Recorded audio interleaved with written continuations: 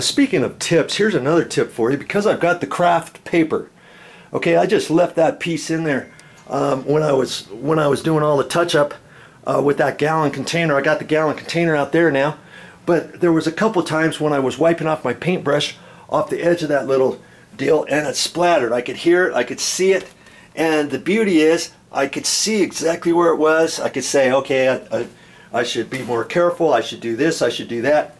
And I can see it right on the craft paper, and then I could walk around that, make sure I didn't step on that.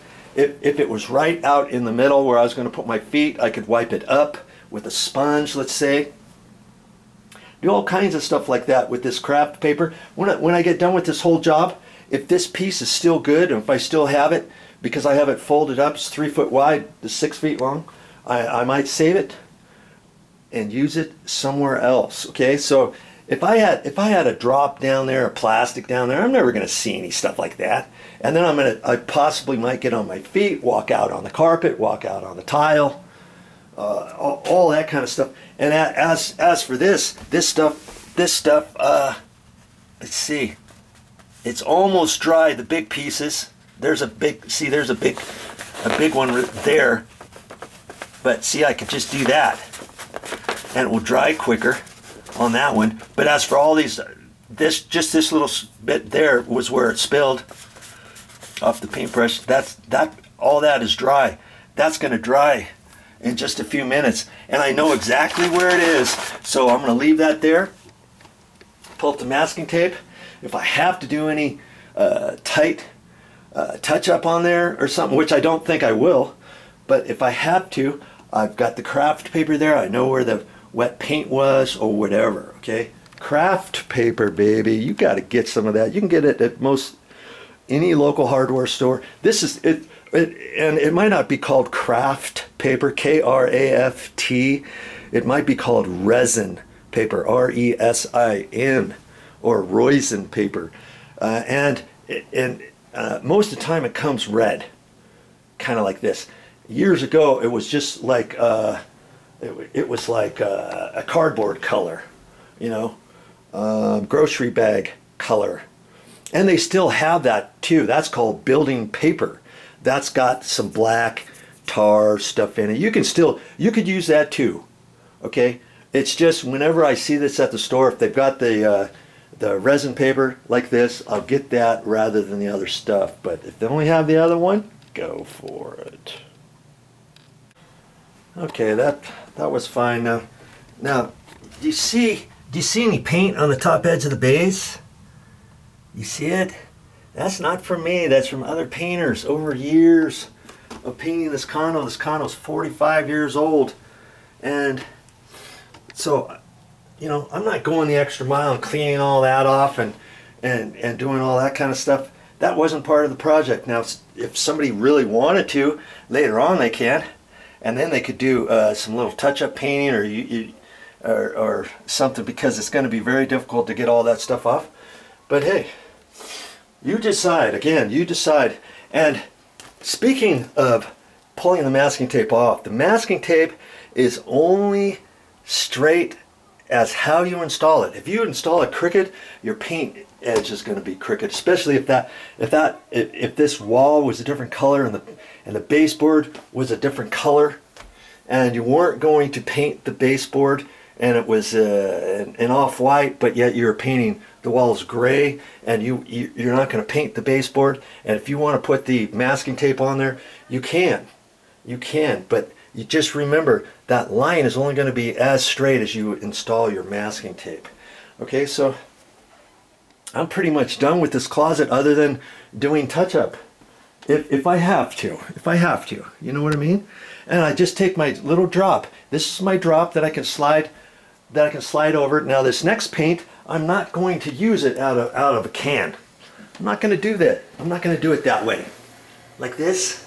Okay, I'm just going to pour some paint in my little tray, and then I'll get my little donut box, and I'll set my donut box on top of the resin paper, and I'll sit there, and then I'll dab right from this, right from the pan. Do you see what I mean? And then I can kind of wipe off some paint. I don't have to do it like that. If you don't want to do that, you want to do it this way, that's fine. It's just, it's easier for me to do it that way, so I know how much paint to dip on there, because after a while you dip it in there, you dip too far, or you turn around and you whack the paint bucket and you tip it over onto the carpet or something like that. You know what I mean? I've seen it happen. All right. So and then, you know, when I do all the cut in for the base, see, I'll use my craft paper and do all the cut in down low. Okay, and then when I get to the window, I'll do the bottom edge, and I'll do the two edges however far I can reach as I'm standing there, let's say. Do you see what I mean? Same thing with the doors and the closet door frames and the casings on the doors. Do you see what I mean? Then after that, it's going to be too difficult to use that. It's going to be too difficult to use this to stand there. I don't have a 6-foot ladder with me. You can hang this off the 6-foot ladder, dip it in there for the stuff up high, you know. But I'll just get on my little 3 steps step ladder like that, and then I've got a little container where I put it in my hand. Where is it? I saw it here. It might be underneath the table. I can show you that later. I can either do it that way, or I can take any paint tray container. See, I can clean all this stuff out. I can put a little paint in there, and I can just hold on to that if I want, if that's all I got. And I might do that. But this other thing, like I say, it's somewhere. It's somewhere. I'm not sure exactly where it is. I might have put it under. I might have put it under here. No. I'm not sure where. Oh, you know what? I think I know where it is. I brought this other. Man, the light in here is just not very good. Okay, it's in here. Okay, let me just humor me here for a minute. Get you out here in the light. Okay. If I just had a little container like this, you know, for eating my lunch, or having something in there, I could use that. Okay, but this was the thing I wanted to show you. I'm gonna set this up. I'm gonna set you up in the bedroom. Let's go back in the bedroom. There's more light in there.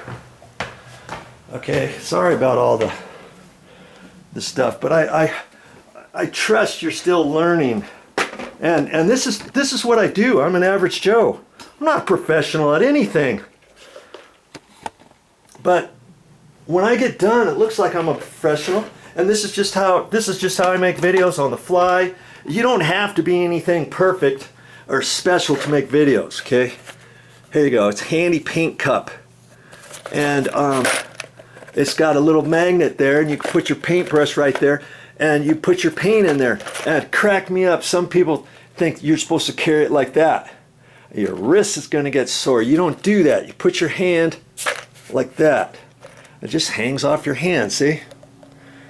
So I'll put some paint. I'm not going to put paint way up high. I'm just going to put this much paint. That's it.